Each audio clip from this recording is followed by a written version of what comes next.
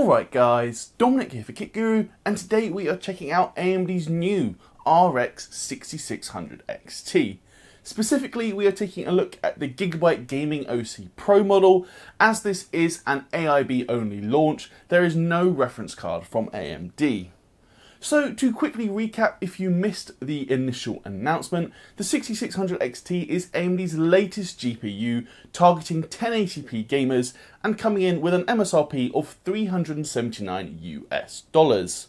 Using the new Navi 23 GPU, the 6600 XT is packing 32 compute units, 2048 stream processors, and we also have a really high rated boost clock coming in at 2589 MHz. There's also 32 ray accelerators, 64 ROPs and 128 texture units, but honestly more interesting is the memory bus, which has been reduced to just 128 bits. By pairing that with 8GB of GDDR6 memory clocked at 16 gigabits per second, we're getting total memory bandwidth at 256 GB per second, and that is fairly slow by modern standards for a GPU of this class and price point.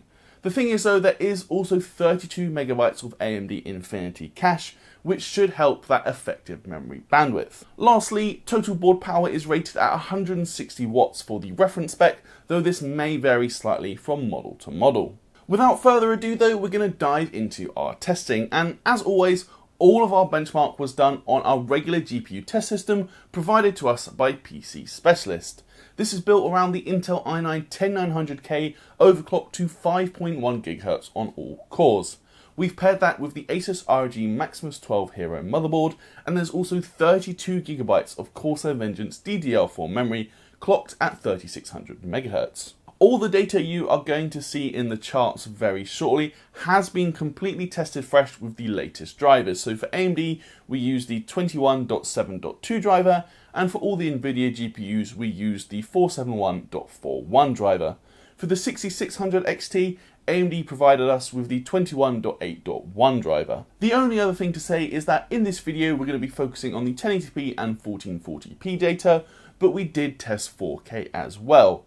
If you want to see that, as well as every single one of our charts in your own time, please do head over to the written review, which is at kitguru.net. We'll kick off the game benchmarks with Assassin's Creed Valhalla, where at 1080p the RX 6600 XT delivers an average of 78 FPS. As you might expect, considering this is an AMD sponsored title, that frame rate blows the RTX 3060 out of the water, as AMD's GPU is 23% faster. It's also just about level with both the RTX 3060 Ti and the RX 5700 XT, which all deliver pretty much identical performance. At 1440p though, the 6600 XT's lead is cut to 16% over the RTX 3060, which is still very strong, but it's closer than it was at 1080p. We can also see the RTX 3060 Ti is now averaging 5 FPS more than the 6600 XT, which means AMD's GPU is about 8% slower here. Moving from one AMD sponsored title to one sponsored by NVIDIA, we can see the RX 6600 XT delivers an average of 81 FPS in Control at 1080p. That does make it fractionally slower than the RTX 3060 here, but realistically there's no real difference between either of those GPUs, or in fact the RX 5700 XT and 2060 Super, as they're all within a couple frames of each other.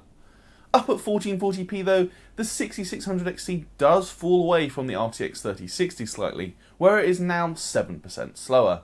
It's not a massive difference by any means, but the 6600 XT doesn't look as strong as it did at 1080p. Next up is Cyberpunk 2077, where the 6600 XT manages 67 FPS on average at 1080p. That's enough to give it a 9% lead over the RTX 3060, but it is well behind the RTX 3060 Ti, despite just a $20 difference in the card's MSRPs. We're also looking at just a 2 FPS uplift over the RX 5700 XT, a GPU which also launched for just $20 more over 2 years ago. At 1440p though, the 6600 XT even falls slightly behind the 5700 XT. Not by a lot, but we are getting the picture that this GPU is strongest at 1080p. It's also now less than a single frame faster than the RTX 3060, so that is definitely a tie between those GPUs. As for Days Gone, while it's not a sponsored title, using Unreal Engine 4 and the DX11 API, this game definitely has a preference for Nvidia GPUs. So the fact that the 6600 XT is actually matching the RTX 3060 at 1080p is definitely a good result. There's a clear gulf between this card and the 3060 Ti, however, while it is also on par with the RX 5700 XT. Not a whole lot changes either as we step up to 1440p. Just like we saw in Control, the 6600 XT, 5700 XT, RTX 3060 and 2060 Super are all clumped extremely close together, with less than 2 FPS separating all 4 GPUs. F1 2020 on the other hand delivers the single most impressive set of benchmark results for the RX 6600 XT that we will see today. At 1080p it is absolutely miles ahead of the RTX 3060, delivering 31% better performance, while it's also bang on level with the RTX 3060 Ti, which isn't something we have seen too much in our testing so far. Stepping up to 1440p, the 6600 XT is still 25% faster than the RTX 3060, and that's a slightly smaller gap between those two cards, but still a very clear victory for AMD. Against the 3060 Ti, however, the 6600 XT is now 6% slower, but at the end of the day, we're still looking at over 120 FPS on average, so we can't really complain. Gears 5 brings things back down to earth for the 6600 XT. At 1080p it is able to deliver 92 FPS on average, giving it a healthy 12% lead over the RTX 3060. But once again, we're looking at a similarly sized deficit when compared to the 3060 Ti. We can also see a tiny lead over the 5700 XT, with a difference of just 4 FPS between those two cards. Meanwhile, at 1440p, the 6600 XT is still delivering a great experience here, averaging just over 60 FPS, and that makes it 5% faster than the RTX 3060. Its lead over the 5700 XT is even smaller though, while it's also 20% slower than the 3060 Ti, despite being just 5% cheaper in terms of the US MSRP. Up next though, we have Hitman 3, and this is another strong title for AMD GPUs. Here, the 6600 XT is averaging just shy of 150 FPS at 1080p, and that isn't half bad. It's also 14% faster than the RTX 3060. It is, however, actually slower than the 5700 XT. Admittedly not by a lot, but it's not the direction of travel that you want to be seeing from a new GPU. Still, an average of 100 FPS at 1440p now is another solid result, putting the 6600 XT 13% behind the RTX 3060 Ti, and that is actually one of the closer results between these two GPUs. We can also see the 1% lows are identical between the 6600 XT and the 5700 XT. Horizon Zero Dawn now is a much closer affair, as we can see only a 5% margin separating the 6600 XT and the RTX 3060. The 5700 XT though is actually fractionally slower in terms of the average frame rate, but interestingly we can see its 1% low performance is better than the 6600 XT by around 7% or so. That is also true at 1440p, where those two GPUs have identical average frame rates, but the 6600 XT does worse in terms of the 1% lows. We can also see the 3060 has caught up slightly at this resolution, with again no real difference between any of those three GPUs. Moving on to Red Dead Redemption 2, at 1080p the RX 6600 XT is averaging just shy of 60 FPS, and that really is not bad at all when using ultra settings in this game. It's once more dead level with the RX 5700 XT, while we're only looking at a 6% lead over the RTX 3060, which honestly isn't that great considering the 15% difference in MSRPs. Up at 1440p, honestly, not much has really changed, but I do have to say I am just impressed this GPU is still capable of averaging 48 FPS using ultra settings. It's still about 5% faster than the RTX 3060, but it is well behind the 3060 Ti, which can average over 60 FPS at this resolution. Resident Evil Village is the last AMD sponsored title that we test, and the 6600 XT does produce the goods here. It averages over 160 FPS at 1080p, giving it an impressive 23% lead over the RTX 3060. We can also see the 6600 XT's biggest win over the 5700 XT here, to the tune of 10%, with this new game perhaps best placed to get the most out of RDNA 2 compared to the original RDNA architecture. At 1440p, that picture remains pretty consistent. We're still getting frame rates over 100 FPS, which isn't bad at all for a card focused on 1080p gaming, while the 6600 XT is still 20% faster than the RTX 3060.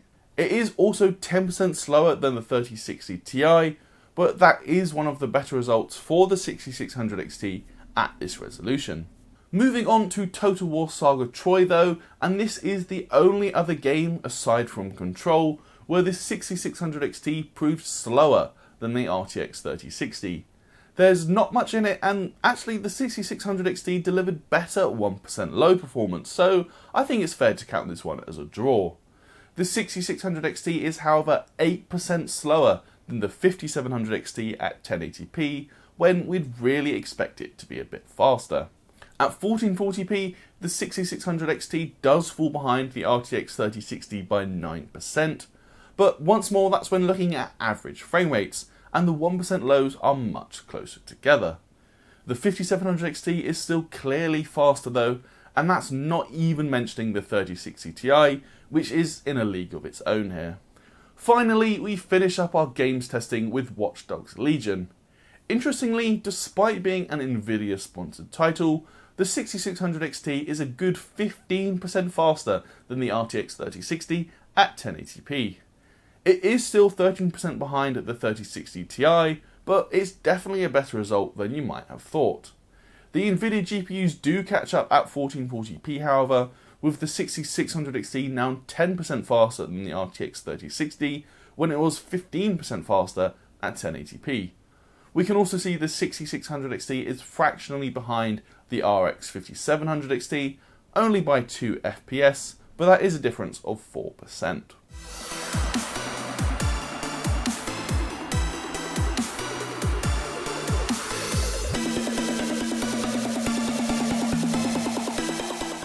So that is it for our individual game benchmarks, but let's take a step back and look at the big picture. AMD claimed that the 6600 XT is going to be faster than the RTX 3060, and that is borne out by our testing. At 1080p, the AMD GPU is 12% faster on average.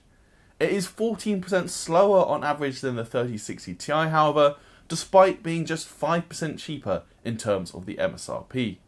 We can also see a very marginal difference between the 5700 XT and the 6600 XT, with both cards effectively as fast as each other.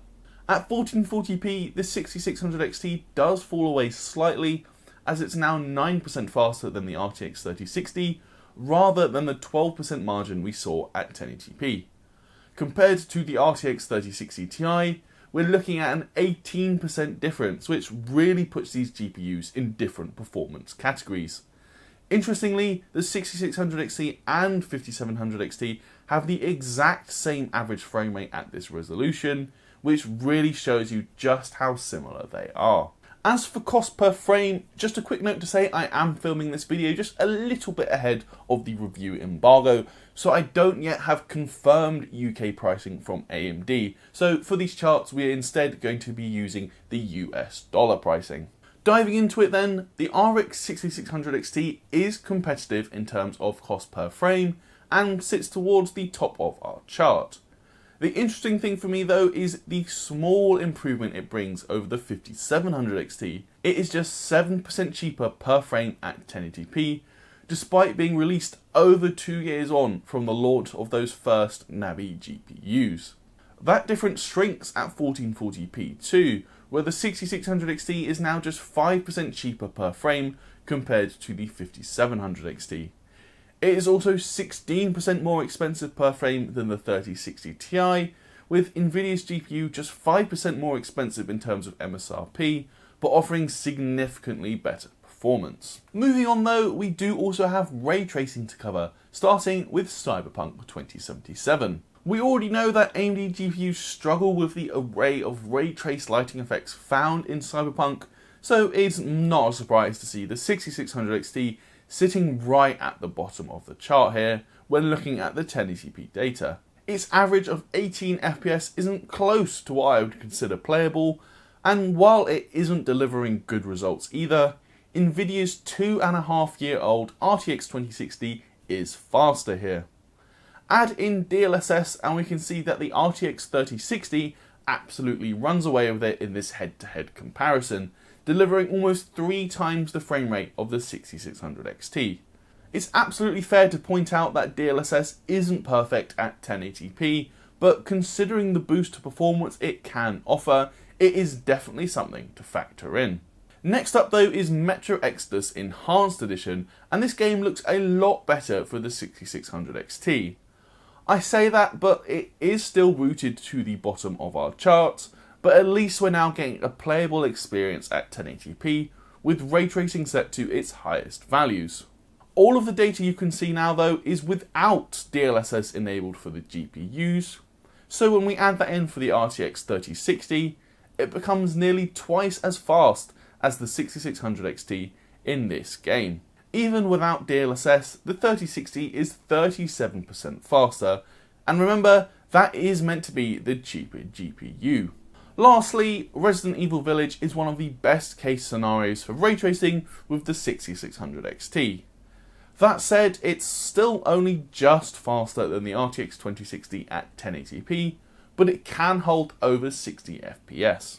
AMD's Fidelity FX Super Resolution upscaling feature is also available in Resident Evil Village, but at 1080p, the Ultra Quality mode only provided an 8% boost for the 6600 XT when using ray tracing. It's also still behind the RTX 3060 by over 15%. Another feature to touch on is going to be Smart Access Memory, or resizable bar.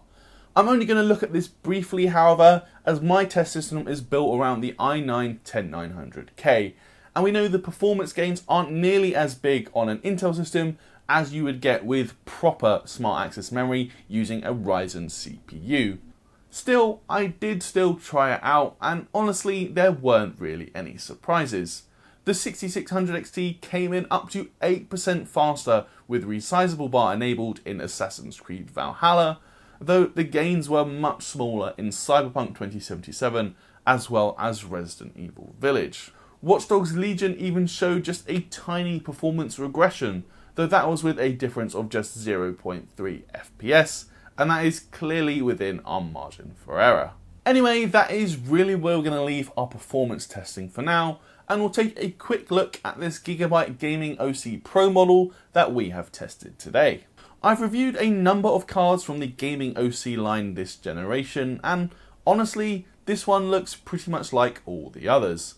That means it's got a black and grey plastic shroud, but there is a metal backplate, and we can also see 3 fans, each measuring 80mm across. It'll probably be one of the larger cards for a 6600 XT as well, as it actually measures over 280mm long, but I would still expect this to fit in most cases. Power, meanwhile, comes from a single 8-pin PCIe connector, while we also have 2 DisplayPort 1.4 and then 2 HDMI 2.1 video outputs. In terms of the GPU thermals now, as this is the first and only 6600 XT we have tested for launch day, we don't have any comparison data for the Gaming OC Pro. However, it's honestly not really a surprise given its size that it is a very proficient cooler, delivering a peak GPU temperature of just 52 degrees, while the hotspot hits 79 degrees, so both are excellent results. Noise output from the Gaming OC Pro is also very low.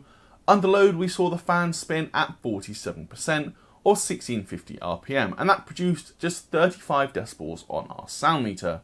As far as graphics cards go, it honestly doesn't get much quieter than that, and you certainly wouldn't be able to hear the card if it were installed in a case with system fans running. Given how quiet it proved to be, there is also plenty of scope to crank the fan speed if you want lower temperatures, and we actually saw a peak GPU temperature of just 45 degrees with the card noise normalized to 40 decibels. Now that's obviously not a realistic use case for this exact card since it already runs so cool to begin with, but it will enable us to do some apples to apples cooler testing once we have tested some other models, so stay tuned for that. Moving on to talk about power draw though, a couple of months ago I updated our entire power testing methodology, so if you want to see all the details about that, I'll leave a link in the video description. In a nutshell though, we use Nvidia's PCAP tool to measure power draw of the graphics card only, and we do this on a per game, per resolution basis. Starting at 1080p then, averaged over the 12 games we tested, power draw is low, hitting just 152.8 watts, though we did see a couple of games where that pushed closer to 170 watts. As we step up in resolution, we did see a slight increase in the average power draw, up to 157.7 watts at 1440p, but either way, we're still looking at very low power consumption across the board. It's only just a bit more power hungry than the 5600 XT. As you'd expect, that has a big knock-on effect for efficiency, as we're basically getting 5700 XT performance, but for 60 watts less power. That actually makes the 6600 XT the most efficient GPU of all those we tested at 1080p, delivering 8% better performance per watt than its nearest challenger, the RTX 3060 Ti. Even at 1440p, where the 6600 XT isn't as strong as it is at 1080p, the efficiency data is highly impressive. It's still level with the 3060 Ti, but delivers 34% better performance per watt than the RX 5700 XT. And we're not even going to mention Vega 64 at the bottom of the chart there. Finally, we did also try our hand at some manual overclocking. Using AMD's built-in tuning tool, we managed to push the GPU clock up to 2880 MHz, while we also managed to push the memory to 2280 MHz, both of which I have to say were decent results. In our real-world testing then, that saw the GPU average just shy of 2800 MHz, which is an effective boost of just under 190 MHz versus stock frequencies. Overall, in the 3 games we retested at 1080p, this overclock saw frame rates improve by between 6 to 9%, and we have to say that is pretty typical of the other RDNA 2 based GPUs that we have tested so far.